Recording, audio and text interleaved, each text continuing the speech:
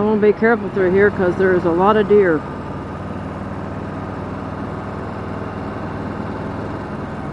And as everybody who's ever had an encounter with a deer knows, you never hit a deer. They always hit you.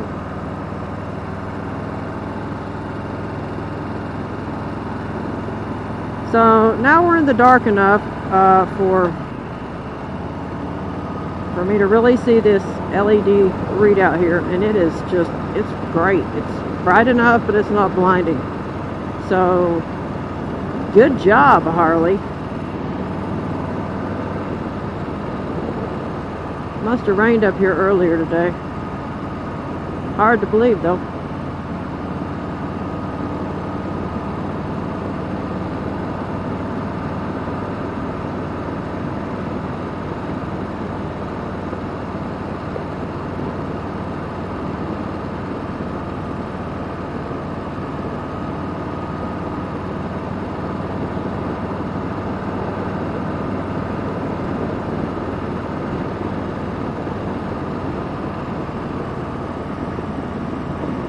So there's the river, and as we get in the clear here, you can see the fog on the river because it's so cold from coming out from under the dam where they generate the water from the bottom out. It's super cold and meets with the hot air, and you get your fog. It's beautiful to do fireworks over the water because of that fog. It will absorb the light from up above when the fireworks are going off. So if you have anybody doing fireworks around you that's over a lake or a river, be sure to catch those because there's twice as good, literally.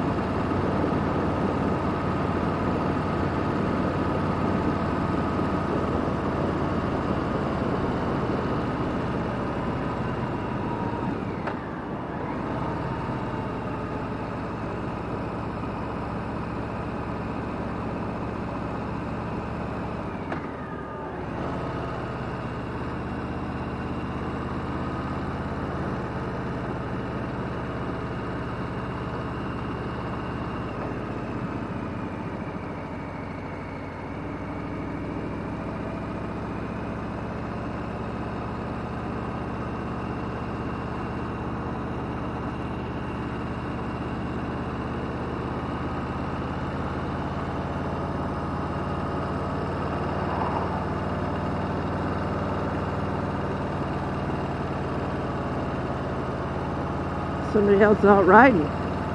Good for them.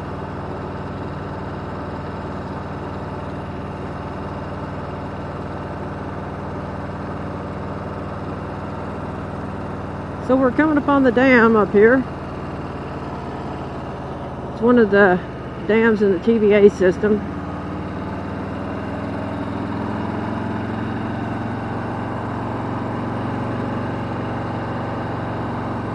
Of course, up above that is Norris Lake.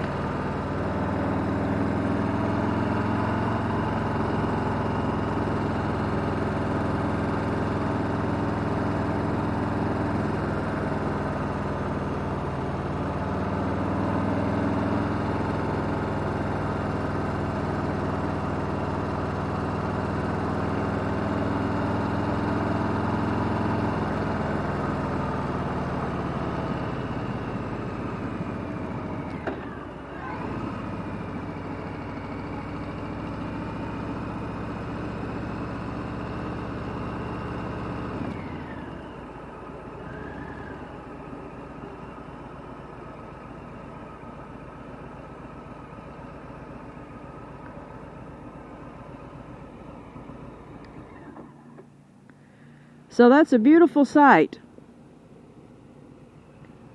I'm going to pause now and take a photo.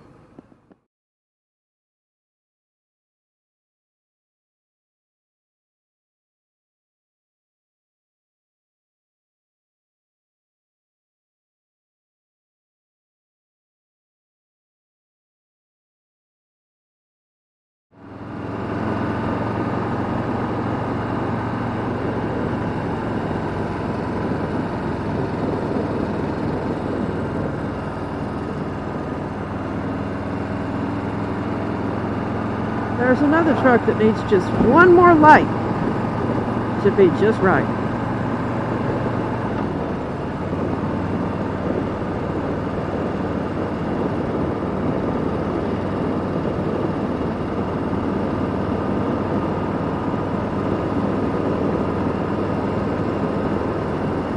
Beautiful. Just beautiful.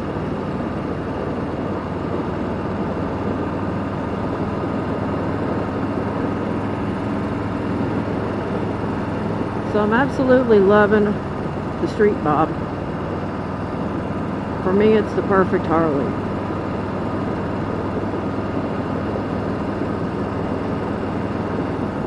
I never really liked a Harley until I saw the Street Bob. The 114 had so much torque, it was absolutely ridiculous at the bottom end. It's definitely not going to be any fun riding it around town. You're going to get on the highway, that's one thing, but I do a lot of in-town riding. So I don't want to be worked to death to ride a bike. So the 114 is out. I had a good time on it though, but it's just not something that's very practical for me. It's the power range difference is all in the bottom end, right when you start out. And that thing wants to come up. The front end wants to go. So if you like that, then get the 114.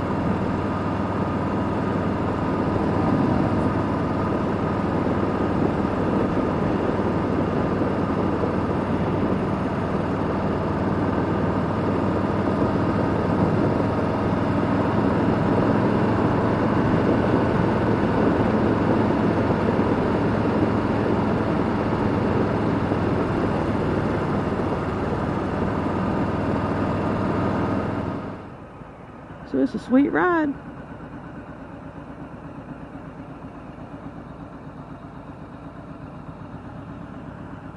Sport Glide.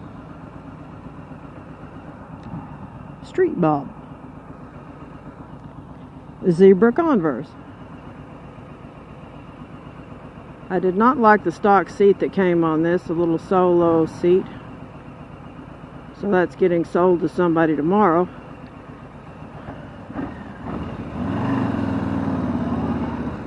I had taken delivery of a seat before I got this bike that would be for this bike. After doing a lot of research, I decided that the drag Specialties Predator III seat was going to be the best option for looks and for functionality and for comfort. It's a very comfortable seat. It's got a nice shelf behind you, so you don't get thrown off the bike from the torque, because that's the problem that goes along with it, keeping the solo seat on it from the factory.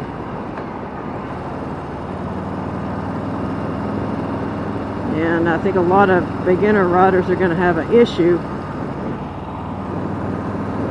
if they keep that solo seat on there, because they're going to give this bike a lot of juice, and it is going to sling them back on the bike, and then they're going to be like, oh crap, my butt's way back here. So when you go back, your hand's going to go whoop. If you're a new or an inexperienced rider, that's the first thing that's going to happen to you, is you're going to grab that gas, because well, you're hanging onto the handlebars.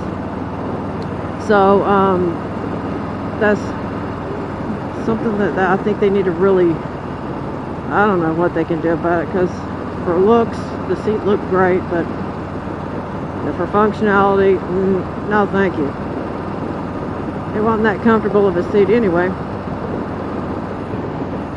I'd give it a 5 out of 10. With this Predator 3 seat, it's got a nice little curve to the top, unlike the Saddleman 2-up seat, which I think is extremely squared off and does not fit the aesthetics of this bike at all. This bike has got some nice smoothed out features. A little old school, a little new school. Definitely not squared off. Like, looks like somebody put two Legos together. So I did not like the look of that seat at all. It was not even an option for me to purchase that seat. I disliked it a lot.